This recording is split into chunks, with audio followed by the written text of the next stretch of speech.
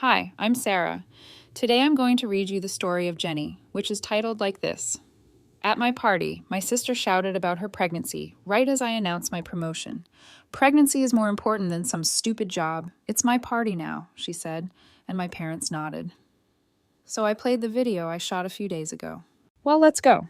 Not just any promotion either. This was the promotion at Morrison Associates, where they basically throw you into a shark tank and watch you fight for scraps. I work in marketing strategy, and let me tell you, it's brutal. Everyone there is smart, everyone there is hungry, and everyone wants to climb that ladder. I've been at Morrison for 3 years now.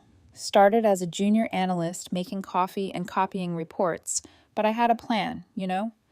I worked late every single night. I took on projects nobody else wanted. I smiled when my boss, Karen, dumped her weekend work on my desk Friday at 5 p.m. I bit my tongue when my colleague Marcus took credit for my campaign ideas and meetings.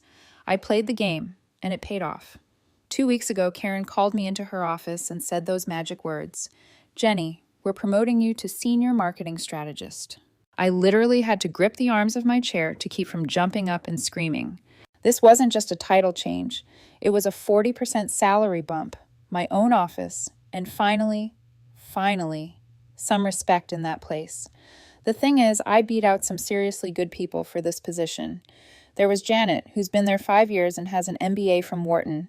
There was David, who brought in 3 major clients last year. And there was this guy, Tom, who everyone thought was a shoo-in because he plays golf with the CEO. But I got it. Little Jenny, who grew up in a 2-bedroom apartment and worked 3 jobs to get through college. When I walked out of Karen's office that day, I felt like I was floating. For the first time in my life, I'd won something big. Really big. And I deserved it. But here's where my family comes in. And trust me, it gets complicated fast. I have parents, mom and dad, who live about 20 minutes away in the same house I grew up in. Then there's my sister, Emma. She's 28. So 2 years older than me, and she's always been the golden child. Always. Emma got married last year to this guy, Ryan, and mom and dad act like she hung the moon just for landing a husband. So when I got this promotion, I decided I was going to celebrate properly. Not just drinks with friends or a nice dinner, I was going to throw a real party. I booked 3 tables at Rossini's, this fancy Italian place downtown that costs about $200 a person. I invited everyone who mattered to me. Mom, Dad, Emma, and Ryan, my grandmother Nana, my aunts and uncles, my cousins Sarah and Mike, and my closest friends from college and work. About 20 people total. I was so excited planning this thing. I went shopping and bought this gorgeous black dress that cost more than I usually spend on clothes in 6 months. I made an appointment at this upscale salon for hair and makeup. I even had custom invitations printed that said, "Celebrating Jenny's promotion to senior marketing strategist," in gold lettering. My friends were genuinely happy for me. Jess and Amanda and Claire had been cheering me on through all the late nights and work stress. My work friend Marcus even seemed impressed when I told him about the party, which felt good since he usually acts like I'm invisible. And my family, well, I hoped they'd finally see that their younger daughter had made something of herself. 3 days before the party, I was at home going over the final details when my phone rang.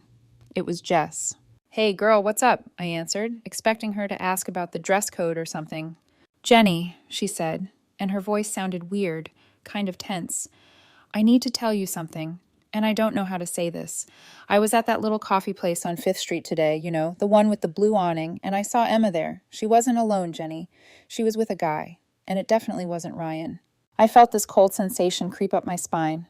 "What do you mean? Maybe it was just a work thing or something. She probably had a meeting with someone from the dental office." "Jenny, no, they were kissing. Like, really kissing. And I recognized the guy. It's that ex-boyfriend of hers." "What's his name?" "Jake, the one she dated before Ryan." The phone almost slipped out of my hand. Jake Morrison. No relation to my company. Different Morrison. Emma had dated him for 2 years before they had this massive blowout fight about 3 years ago. She'd sworn up and down that he was a cheating scumbag, and she never wanted to see him again. That's actually how she met Ryan. She was on the rebound from Jake. "Are you sure?" I whispered. "I'm positive, Jenny. I'm so sorry. I took a video because I thought you should know. I'm sending it to you now." My phone buzzed with a message from Jess. With shaking hands, I opened the video file. There they were, Emma and Jake, sitting at a corner table in the coffee shop. Emma's blonde hair was unmistakable, and Jake still had that same stupid beard he'd always worn. As I watched, he leaned across the table and kissed her. Not some quick peck either. This was the kind of kiss you give someone you're sleeping with. I felt sick to my stomach. Emma was married. She'd been married for exactly 1 year and 2 months. She and Ryan had this big, beautiful wedding that Mom and Dad spent months planning and probably went into debt for, and now she was cheating on him with her ex-boyfriend. After I hung up with Jess, I sat on my couch staring at that video for probably an hour. Part of me wanted to call Emma right away and confront her. Part of me wanted to call Ryan and tell him what I'd seen, but another part of me, the part that had learned to keep my head down and avoid family drama, just wanted to pretend I'd never seen it. I decided to do nothing. This was Emma's mess, not mine. In 3 days, I was having the most important party of my life, and I wasn't going to let my sister's bad choices ruin it for me. The next morning, I made coffee and tried to focus on work stuff. Only 2 days left until my party, and I still had some final details to handle. The restaurant had confirmed everything. The cake was ordered, and I'd even bought a little speech card to help me remember what I wanted to say when I stood up to thank everyone for coming. Around noon, my phone rang. Mom. Jenny, honey, I need you to come over tonight. We need to have a family discussion. My stomach clenched. About what? Just come over around 7, okay? Emma will be here too. She hung up before I could ask any more questions. I spent the rest of the day distracted at work, wondering what this was about. At 7 sharp, I pulled into my parents' driveway. Emma's car was already there. I took a deep breath and walked inside. Jenny, Mom called from the living room. Come sit down, sweetheart. Emma was sitting on the couch, looking nervous. Her face was kind of pale, and she kept fidgeting with her wedding ring. Dad was in his usual recliner, and Mom patted the spot next to Emma on the couch.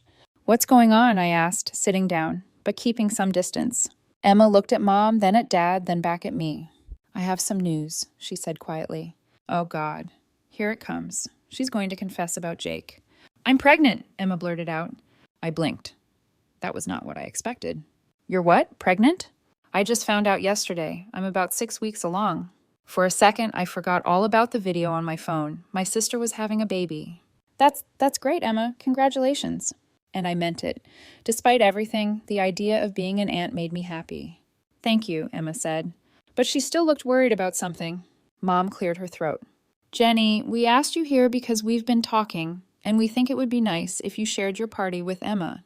What do you mean, shared? Dad leaned forward. Well, you've already got everything planned and paid for. It would be perfect to celebrate both your promotion and Emma's pregnancy at the same time. Emma jumped in. And it would save me money on throwing my own party. I mean, you don't mind, right? I stared at them. They were all looking at me like this was the most reasonable thing in the world. Like, of course I'd want to turn my promotion celebration into a pregnancy announcement party.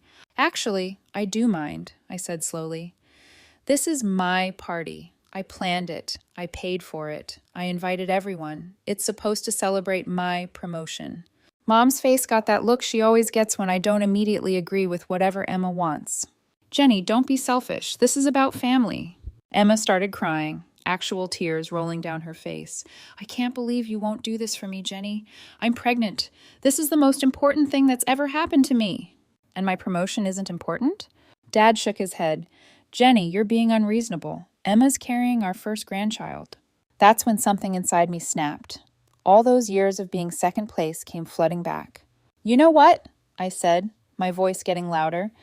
This is exactly what you always do. Everything is always about Emma. When's my birthday, Mom? She looked confused. December 20th. Right. And you combine it with Christmas every single year. Every year you say we'll do something special for my birthday, and every year it gets rolled into Christmas dinner.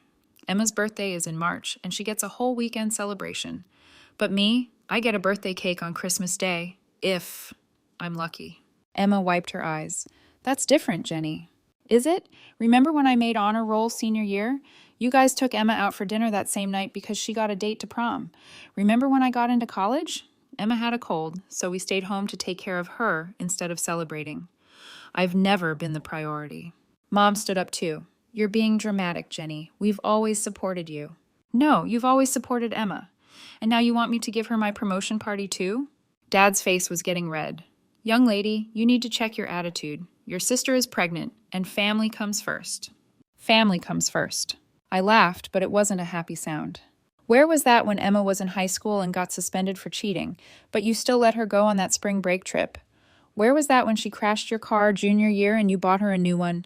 Where was family when I worked 3 jobs to pay for college while you paid for Emma's wedding? Emma was crying harder now. Jenny, please, I need this party. Ryan and I want to announce the pregnancy to everyone. The mention of Ryan made my stomach twist. I thought about that video on my phone. Here Emma was, pregnant and asking for my party, while she was cheating on her husband with her ex-boyfriend. The hypocrisy made me feel sick. You know what?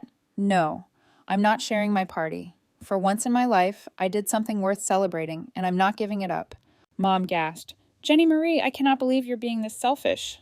I'm tired of hearing that word, I said, grabbing my purse.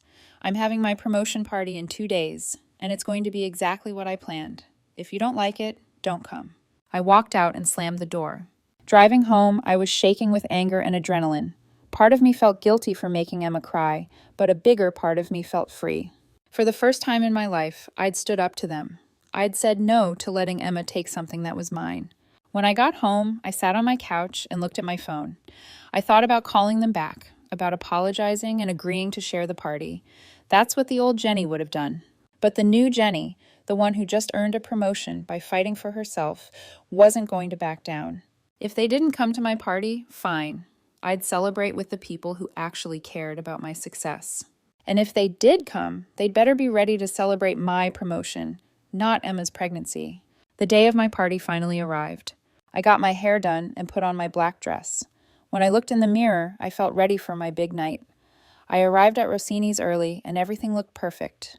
The 3 tables, white tablecloths, wine glasses, exactly what I'd planned.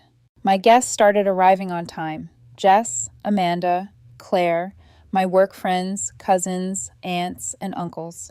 Everyone was mingling and having a good time, asking about my promotion. But my parents, and Emma and Ryan, were running late. At 7:25, they finally walked in. Mom and Dad looked uncomfortable. Emma was in a blue dress, and Ryan had his hand on her back, looking happy. Thanks for coming, I said when they greeted me briefly. We all sat down at our assigned tables. I'd put my family at the main table with me, along with Jess and Amanda. Everyone else was spread out at the other 2 tables, but close enough that we could all hear each other. The first course arrived. This amazing Caesar salad that Rossini was famous for.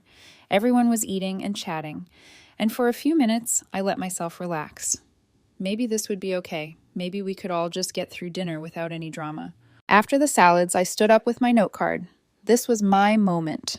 Everyone, thank you for being here tonight. I wanted to celebrate something really special. 2 weeks ago, I got promoted to Senior Marketing Strategist at Morrison Associates, and... Wait! Emma jumped up. Before you say anything else, I have much bigger news. Ryan and I are having a baby. I'm pregnant. The whole section erupted. People started clapping and cheering. My aunts and uncles were gasping with excitement. Nana started crying happy tears. Everyone was getting up to hug Emma and Ryan, congratulating them, asking when she was due. I stood there holding my stupid note card, watching my party get stolen. Emma turned to me with a smug smile. Jenny, since this is your party, I think you should give it to me now. A baby is way more important than a job promotion, right? Mom and Dad nodded. Emma's right, Dad said. This is much bigger news. Some relatives agreed, but my friends looked shocked and angry. This is wrong, I said. What's wrong is you being selfish, Emma shot back. I'm pregnant, Jenny. This is the most important thing ever. It's my party now. Right, Mom, she added. Mom nodded. Maybe you could share the spotlight tonight. No, Emma. I want you and Ryan and Mom and Dad to leave. Now. Emma's face went red. You can't kick me out. I'm pregnant. This is my party that I paid for. Pregnancy is more important than some stupid job, Emma shouted. Dad stood up. Jenny, let your sister have her moment. Emma turned to Mom and Dad with tears. Make her leave. I want to celebrate my pregnancy, and she's ruining it. Mom looked at me with disappointment. Jenny, I think you should go. You're being very immature. That broke something inside me. They wanted me to leave my own party, so Emma could have it. You know what? I said, pulling out my phone. Before I go anywhere, I want to show everyone a video to congratulate Emma on her wonderful news. I opened the video Jess had sent me and held up my phone. This is from 3 days ago. Here's Emma celebrating. I hit play. The video showed Emma and Jake kissing passionately in the coffee shop. The whole restaurant went silent. You could hear a pin drop. Emma turned pale as a ghost. Mom and Dad's faces went bright red. Ryan froze completely, staring at the screen like he couldn't believe what he was seeing. When the video ended, Ryan slowly turned to Emma. "What the hell is this?" His voice was shaking. Emma started screaming. "It's an old video. That's not recent." 3 years ago, you had dark hair, Emma, I said calmly. Now you're blonde. "You edited this video," Emma shrieked. "You made this up." That's when Jess stood up from her chair. "I took that video 3 days ago," she said loudly so everyone could hear. "I can confirm it's completely real and unedited." Emma looked panicked. "You're lying." "I even remember the car you left in," Jess continued. "Your white Honda Civic. License plate starts with 7G4. Emma's mouth fell open. That was definitely her car. Ryan's face went from shock to pure rage. "You're a nasty liar," he yelled at Emma. "We're done. We're completely done." He stormed toward the restaurant exit. Emma burst into tears and ran after him. "Ryan, wait, please, let me explain," she sobbed, chasing him out the door. Mom and Dad stood up, their faces furious. "Jenny, this is all your fault," Mom hissed. "You've destroyed your sister's marriage." "You're a vindictive, jealous little girl," Dad added. They hurried out after Emma, leaving the rest of us sitting in stunned silence. For about 10 seconds, nobody said anything. Then Nana's voice cut through the quiet. "Well," she said loudly, "this is the most unusual party I've ever been to." Everyone started laughing nervously. The tension broke. I looked around at my remaining guests, my friends, my cousins, my aunts and uncles who hadn't followed my parents out. So I said, raising my wine glass, "Anyone want to hear about my promotion?" More laughter. People picked up their glasses. "To Jenny," Jess shouted, "the newest senior marketing strategist at Morrison Associates." "To Jenny," everyone echoed. The party went on for another 3 hours after my family stormed out. Honestly, it was better without them. My friends kept buying rounds of drinks. My cousins were telling embarrassing stories about Emma from when we were kids. And everyone wanted to hear about my new job responsibilities, the client portfolio I'd inherited, the strategy I pitched that landed us a new account, and how I finally got my own office with a window view. For the first time in years, I was the center of attention for something good I'd accomplished. When we finally called it a night around 11, I felt this weird mix of emotions. Happy, because I'd had an amazing celebration, exhausted from all the drama, and honestly, a little bit proud of myself for finally standing up to my family's nonsense. I took an Uber home since I'd had too much wine to drive. The whole ride, my phone kept buzzing with notifications, text messages, missed calls, voicemails. I ignored them all. Whatever my family wanted to say to me could wait until I wasn't drunk and emotionally drained. When I got home, I kicked off my heels and looked at my phone. 12 missed calls from Mom. 8 from Dad. 15 from Emma. A bunch of text messages that I could see the previews for without opening them. Mom. Jenny, call me right now. We need to talk about what you did. Dad. Your behavior tonight was unacceptable. Family doesn't air dirty laundry in public. Emma. You're a monster. Emma. Jenny, I hope you're happy. You've ruined my life. Emma. I never want to see you again. You're dead to me. Emma. How could you humiliate me like that in front of everyone? I turned my phone off and went to bed. Let them stew in their anger for one night. I was too tired to deal with their guilt trips. The next morning, I woke up with a mild hangover and about 50 more messages. I made coffee and finally started reading through them. More of the same from my parents and Emma. I was vindictive, jealous, cruel, a terrible sister and daughter. They kept saying I'd done this on purpose because I was jealous of Emma's pregnancy, that I'd planned this whole thing to hurt her. And the thing is, they weren't entirely wrong. When Emma tried to steal my party, when she demanded I give up my celebration for her pregnancy announcement, something inside me snapped. Did I show that video to hurt her? Yeah, probably. But she hurt me first, by trying to take away the one night that was supposed to be mine. I didn't call any of them back that day, or the next day, or the day after that. Work kept me busy. My new position came with a steep learning curve, and I threw myself into it. It was easier to focus on quarterly projections and client presentations than deal with my family's drama. A month after the party, Nana called me. She was the only family member who'd stayed for my entire celebration, and she'd made it clear she thought Emma got what she deserved. "Jenny, honey, I have some news," she said. "Ryan requested a DNA test for the baby." My stomach dropped. And the baby isn't his. Emma had to admit she'd been seeing Jake again for months. Ryan's filing for divorce. I sat down hard on my couch. Even though I'd suspected this might happen, hearing it confirmed felt surreal. "How's Emma handling it?" "Not well. She's moved back in with your parents. Ryan kicked her out of the house. Technically, it was his house before they got married, so she doesn't get to keep it. She's not getting much of anything in the divorce since she was the one cheating. And Mom and Dad? Still blaming you for everything. They're saying if you hadn't shown that video, Emma and Ryan could have worked things out." I almost laughed. Worked things out. She was pregnant with another man's baby. "I know, sweetheart. I'm on your side here. Emma made her bed. Now she has to lie in it." Over the next few months, I heard updates through Nana and my cousins who still talk to me. Emma and Ryan's divorce was finalized quickly, since there weren't many assets to split, and Ryan wanted nothing to do with her. Emma had to move back into my parents' cramped two-bedroom house, sleeping in her old childhood room. She'd gone back to Jake, but according to the family gossip, he wasn't exactly rushing to marry her or even move in together. He was letting her stay at his place sometimes, but he still had his own apartment and was keeping his options open. Nana said Emma was probably hoping he'd propose once the baby was born, but knowing Jake's track record, that seemed unlikely. My parents kept trying to get other family members to talk sense into me. They wanted me to apologize to Emma, to fix the family. But most of my relatives sided with me once they heard the whole story. Aunts and uncles who'd been at the party were telling everyone that Emma had tried to steal my celebration, and that I'd been right to expose her cheating. The only family members who still weren't speaking to me were Mom, Dad, and Emma. Everyone else, Nana, my cousins, my aunts and uncles, understood that Emma had brought this on herself. 6 months after my party, I got another promotion at work. Not as big as the first one, but still significant. More responsibility, a raise, and the opportunity to lead a new client initiative.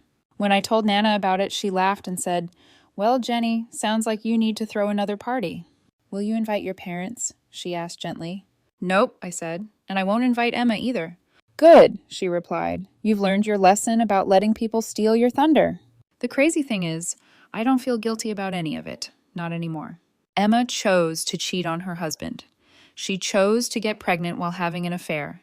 She chose to try to hijack my party for her announcement. All I did was show people who she really was. Mom and Dad can blame me all they want for destroying Emma's marriage, but Emma destroyed it herself the moment she started kissing Jake in that coffee shop. I just made sure Ryan found out before he spent the next 18 years raising another man's kid. Would I do it again? Honestly, yeah. I'm tired of being the family member who's supposed to quietly accept whatever Emma wants. I'm tired of being told I'm selfish for wanting good things for myself. I'm tired of always coming in second place to my sister's drama. These days, I have dinner with Nana every Sunday. My cousins and I hang out regularly. My friends from work and college are closer than ever. I'm building relationships with people who actually support my success instead of trying to dim my light. Emma can keep her pregnancy and her unstable relationship with Jake. I'll keep my promotion, my self-respect, and the family members who actually care about me. Turns out, sometimes you have to lose your family to find out who your real family is. And honestly, I'm better off for it.